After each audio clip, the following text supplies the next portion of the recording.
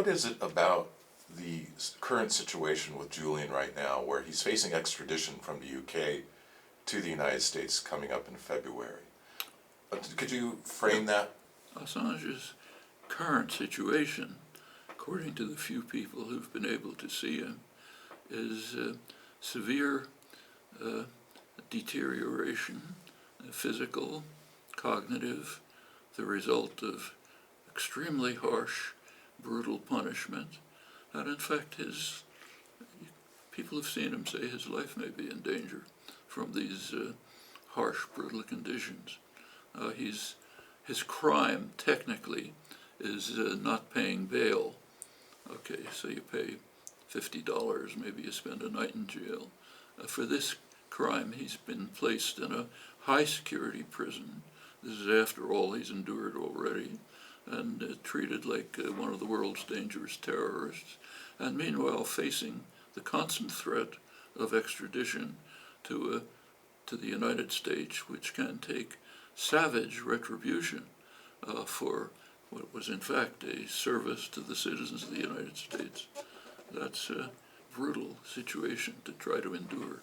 There is a separate issue now of the issue of how he's being held pending extradition or while he waits, and that could be a matter of years.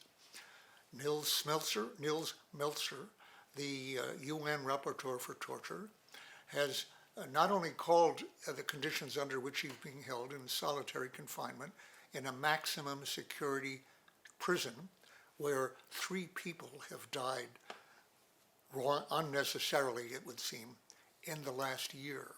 Conditions in this prison very, very problematic.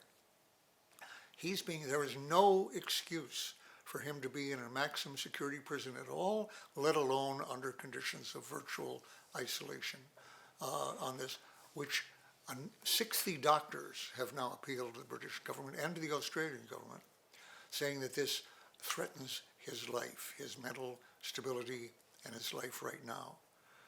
There's a lot of outrages going on in this world every hour of the day and all around the world, some larger and some smaller.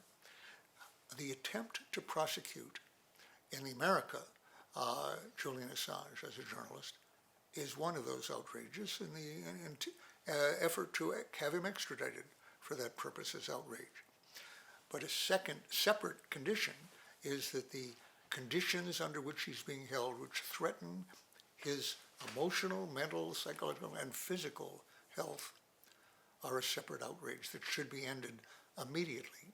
Many people have called for the extradition processes to be dropped, for him to be freed initially. I certainly support that. That isn't going to happen by any indication.